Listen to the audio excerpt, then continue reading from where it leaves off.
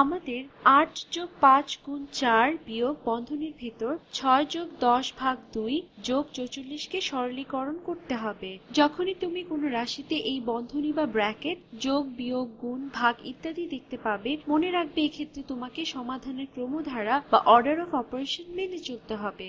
যখনই তুমি কোনো রাশিমালা সমাধানের ক্রমধারা বা অর্ডার অফ অপারেশন মেনে চলতে চাইবে, তোমাকে কিছু বিষয় মাথায় রাখতে হবে। এই ক্ষেত্রে সব থেকে প্রথমে যেটি অগ্রাধিকার পাবে তা হলো বন্ধনী বা প্যারেনথেসিস। বন্ধনী বা প্যারেনথেসিস, আর এই দাগগুলোই হচ্ছে বন্ধনী বা প্যারেনথেসিস। এরপর যেটি প্রাধান্য পাবে তা হলো সূচকের শক্তি চিহ্ন বা এক্সপোনেন্টস।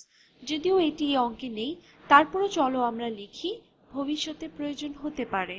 সমাধানের ক্রমধারা ঠিক করার সময় বন্ধনী সবার আগে প্রাধান্য পাবে।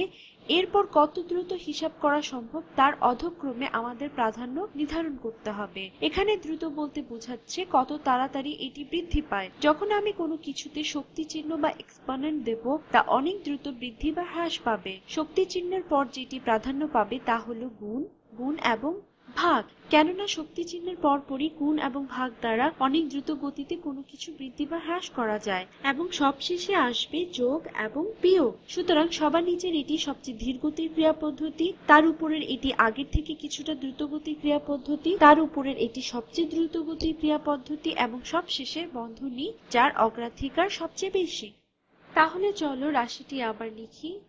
৮ যোগ ৫ গুণ ৪ বিয়োগ বন্ধনীর ভিতর ৬ যোগ ১০ ভাগ ২ বন্ধনী শেষ যোগ ৪৪। সুতরাং এখানে প্রথমেই আমরা বন্ধনীর কাজ করব, এইখানে আর এইখানে। প্রথমে যে বন্ধনী আছে সেই বন্ধনীর ভিতর কোনো কাজ করার নেই, তাই আমরা সরাসরি ৫ ও ৪ গুণ করতে পারি। তাহলে ৮ যোগ, আমরা বন্ধনীর ভিতরে রাশি হিসেব করে পাই, প্রথম বন্ধনী থেকে পাচ্ছি শুধুমাত্র ৫, দ্বিতীয় বন্ধনী থেকে পাচ্ছি শুধুমাত্র ৪। এরা পাশাপাশি আছে তাই এদের গুণ করে দিয়ে পাচ্ছি ৫ গুণ ৪ সমান ২০, বিয়োগ, এরপর বিয়োগ পরবর্তী বন্ধনী যার ভেতর কিছু কাজ করার সুযোগ আছে, তাই এটি ফাঁকা রেখে লিখলাম, আমরা ফাঁকা রেখে লিখলাম যোগ ৪৪। এখন ওই বন্ধনীর ভিতরে সমাধানের কাজ করতে গিয়ে তুমি হয়তোবা বলতে পারো আমরা বাম থেকে ডান দিকে যাই, অর্থাৎ ৬ যোগ ১০ সমান ১৬, এরপর ভাগ ২ দিলে হয় ৮। কিন্তু তুমি তা পারবে না। মনে রাখবে সমাধানের ক্রমধারা বা অর্ডার অফ অপারেশন তোমাকে মানতেই হবে। সেই নিয়ম অনুযায়ী ভাগের প্রাধান্য যোগের থেকে বেশি। তোমাকে এখানে ভাগের কাজ আগে করতে হবে। তুমি চাইলে এখানে আরো একটি বন্ধনী দিতে পারো। আমি এখানে একই রঙের বন্ধনী আনলাম।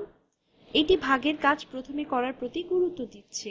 সুতরাং ১০ ভাগ ২ সমান ৫, অর্থাৎ ৬ যোগ ১০ ভাগ ২ সমান ৬ যোগ ১০ ভাগ ২ সমান ৫, অর্থাৎ ৬ যোগ ৫।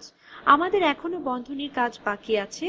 ৬ যোগ ৫ সমান ১১। তাহলে আমাদের বাকি থাকলো ২০। ৮ যোগ ২০ বিয়োগ ১১ যোগ ৪৪।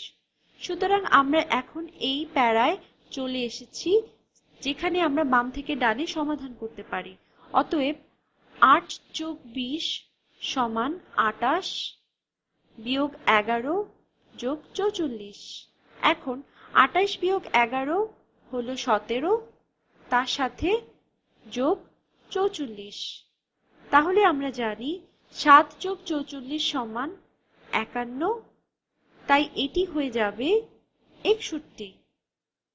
সুতরাং এই সরলটির উত্তর ৬১।